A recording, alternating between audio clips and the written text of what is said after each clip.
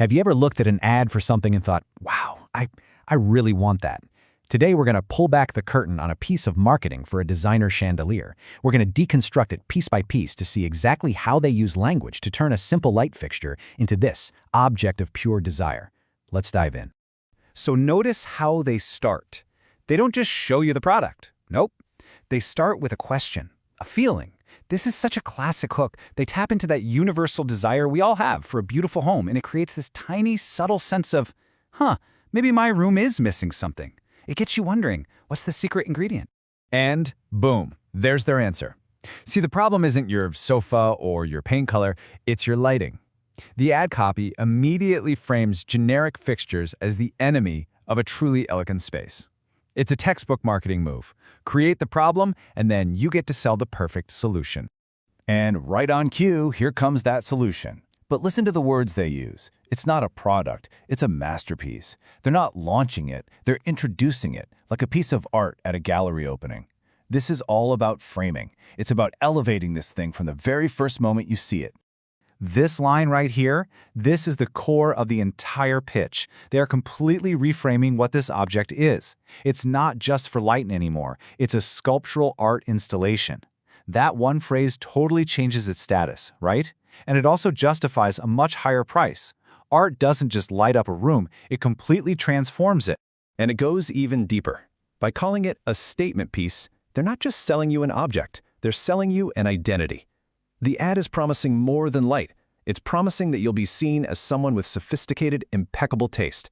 The chandelier suddenly becomes a shortcut to expressing your personal style. Okay, so now that we're all convinced this thing is a work of art, the ad starts to break down its physical features, but pay close attention to how they describe everything. Every single detail is talked about, with language that's designed to reinforce its value as art, not just as a functional object. First up, the design itself. It's not just a bunch of spheres hanging together, it's an artistic bubble design. That word artistic is doing so much heavy lifting here. It's a constant reminder that what you're looking at is special, it's premium, it's design forward. And this is where the copy just gets beautiful. Instead of a boring, literal description, they use this incredibly poetic language. Delicate bubbles rising, celestial bodies. This isn't just a description, it's building a whole world around the product. It turns a simple shape into something magical. It doesn't stop there. Even the color gets this same strategic framing. It's not just white, it's an elegant white finish. The word elegant immediately makes you associate the chandelier with luxury and sophistication. It primes your brain to see it as a high-end piece before you even think about it. Then they list out all the benefits of this color. And watch how they move from the practical stuff, yeah, it's clean, it's versatile, to the purely poetic. By claiming it enhances the ethereal quality, they masterfully tie a simple color choice all the way back to that bigger story of art and magic. Every detail serves the narrative. Now, the anticipated question you might have, okay, this thing is grand, but will it look right in my space? And the answer they give you is versatile grandeur. What a brilliant phrase. Versatile tells you, don't worry, it'll fit, while grandeur reminds you that it's still prestigious. It's the best of both worlds. The examples they give are so carefully picked. By showing it in a cozy living room and also an opulent hotel, the message is crystal clear. This one piece can elevate your own home to a professional designer level. They're selling you the dream of accessible luxury. So, they've sold us on the chandelier's artistic form. Now the marketing makes this really clever pivot. The focus shifts from what the object is to what it does for you. This is where we move from the tangible features to the emotional benefits. So now the chandelier gets a new job title. It's an ambience creator.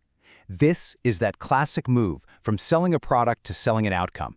You're not just buying a light anymore. You're buying the perfect atmosphere for your life. You're buying the feeling of a perfect home. And they break it down for you into this clear three-step journey. It starts with the practical function. It casts soft light. That leads to the feeling. It creates a warm atmosphere. And that results in the social impact. It becomes the focal point of the room. It's just this seamless path from practical to emotional. This side-by-side comparison, this is basically the closing argument in their case. It positions your boring old standard lighting as the before picture. It works, but it's incomplete. And the chandelier is the after. This transformative piece that adds elegance and starts conversations.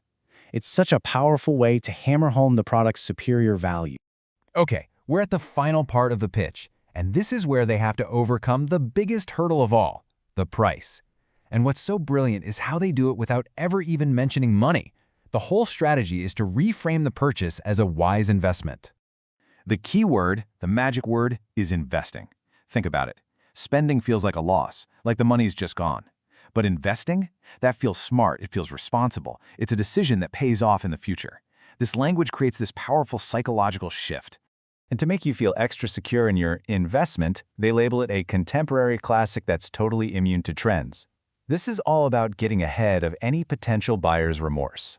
It's reassuring you that you're making a smart, timeless choice that will prove how great your taste is for years and years to come. So there you have it. We've seen how strategic language and a powerful story can turn a simple object into a work of art, a status symbol, and even a wise investment. It's a pretty amazing reminder that value isn't always inherent. A lot of the time, it's created through perspective. Which kind of leaves us with one last thought. What else in our lives is just waiting for the right story to be told, to be transformed from something ordinary into something truly extraordinary?